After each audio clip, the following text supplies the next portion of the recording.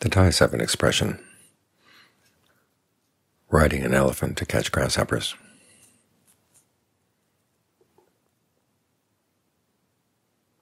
It's a good image to hold in mind when you find yourself suddenly obsessed with minor things, things that are less important than the practice. And minor things here may in the eyes of the world seem major. But you remember, from the point of view of training the mind to put an end to suffering, a lot of our concerns really are minor.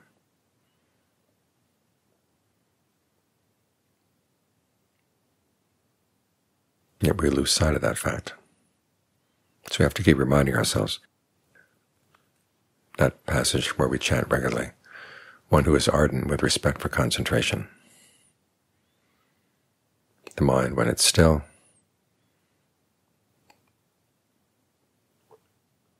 the mind, when it's not constantly busying itself with little things, has a lot more value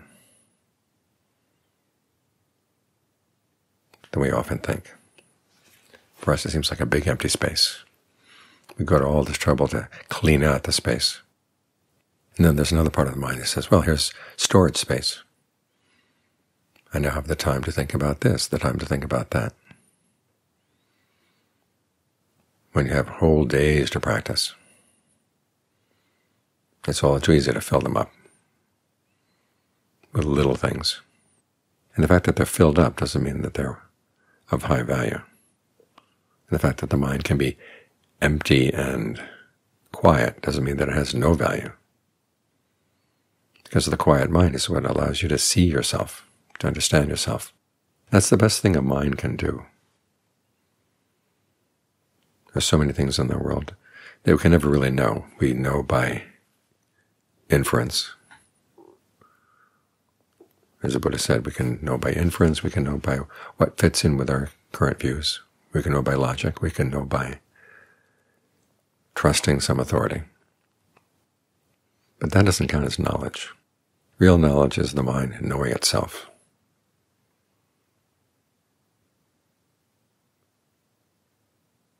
What you do is what you know best.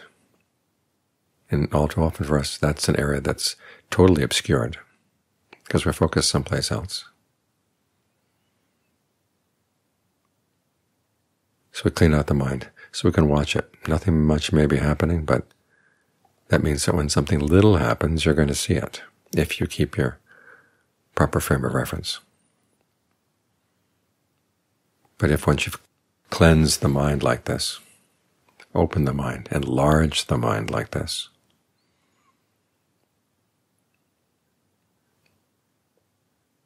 and then allow yourself to get obsessed with little things.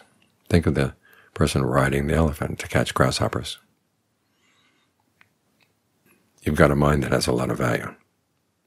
The more you practice, the more you appreciate its value. If you don't practice, there's nothing much there, just a lot of greed, aversion, and delusion. Nothing very impressive. But when you can clean those things out, then you find that the mind is capable of a lot, and you don't want to waste that on little things. So remember, the state of your mind is the most important thing. You want to protect that as best you can. When the Buddha talked about the various types of loss that are important and unimportant, he listed loss of relatives, loss of wealth, loss of health as unimportant. The world thinks of those as fairly large things. But as he said, you don't have to go to hell because of those kinds of loss. However, you do go to hell through losing your right view and losing your virtue.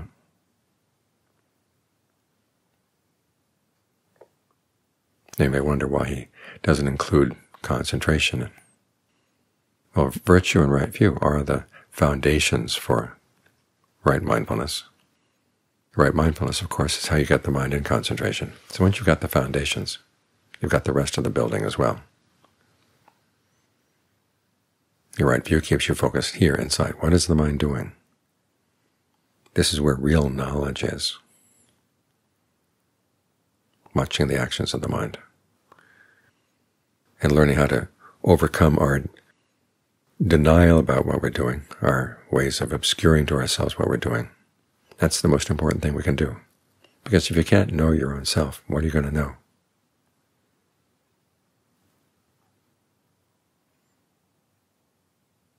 To have a sense of the mind's true worth, and the worth of an alert mind, a clear mind. As for the stories of the world, leave them as stories, and pick them up only when they're skillful. In other words, when they're helpful for directing yourself back. Think of the Buddha on the night of his awakening. His knowledge fell into three modes. The first mode was the narrative mode, the mode of stories. Thinking back all his many lifetimes, how we've been born this way, born that way, with this appearance, that appearance, eating this kind of food, that kind of food, having this experience of pleasure and pain, and then dying. Then going through it all over again, being reborn with this appearance, this name, these pleasures, those pains, eating this kind of food. It's interesting, the emphasis on food. That's one of the things that keeps us going from one life to the next. It's a big part of the story.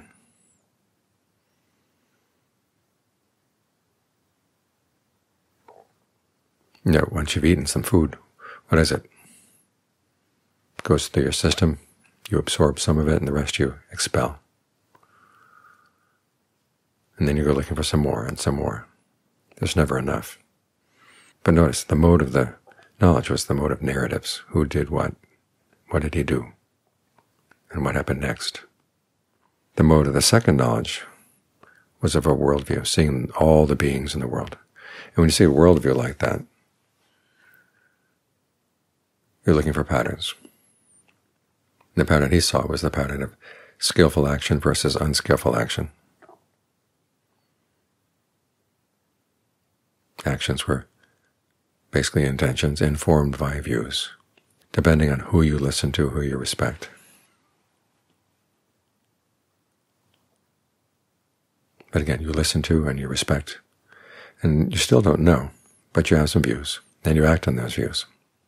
This is the scary part of going through life. We base so many of our decisions on things that we don't really know for sure, but we reason them out, make the best guess that we can, and follow through. And that determines a wide range of pleasures and pains.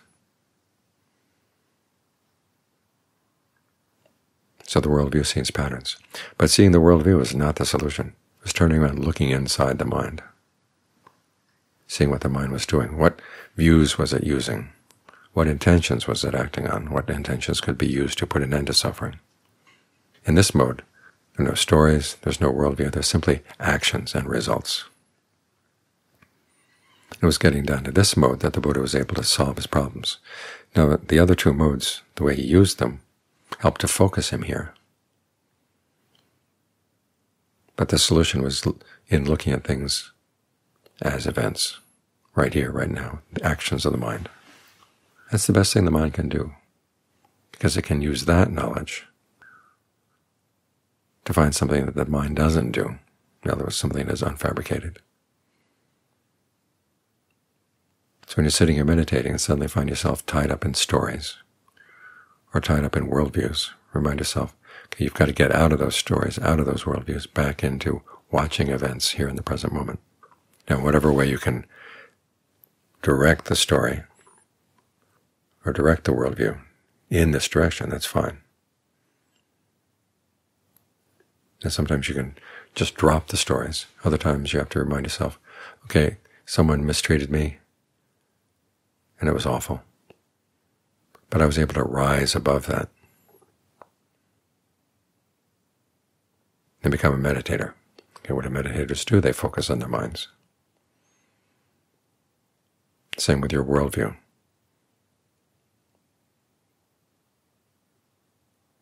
Think about your worldview until you get to the point where the important people in the world are the ones who focus in on their minds.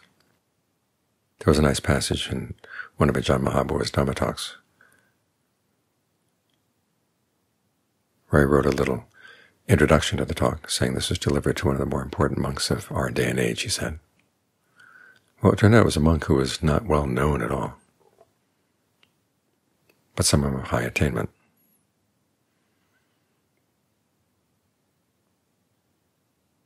That's important. That's what makes a person important. What makes this world worth living is the fact that the world, since the time of the Buddha, has not been empty of arahants. I know a couple of famous acharyas have said that this is one of the things they realize on gaining full awakening, that since the time of the Buddha we have not been empty of arahants. Those are the ones who keep the world being worthwhile. So that's where the worth of the mind is, and what it can do to clean itself out, to know itself. And so we've cleaned out the mind. Ask yourself, what are you going to do with this elephant you've got now? Elephants are good for work. They can drag large trees. They can lift large burdens.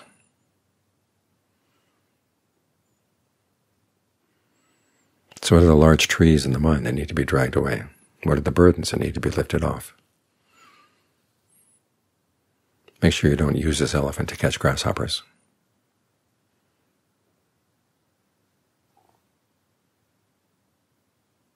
Use it to accomplish something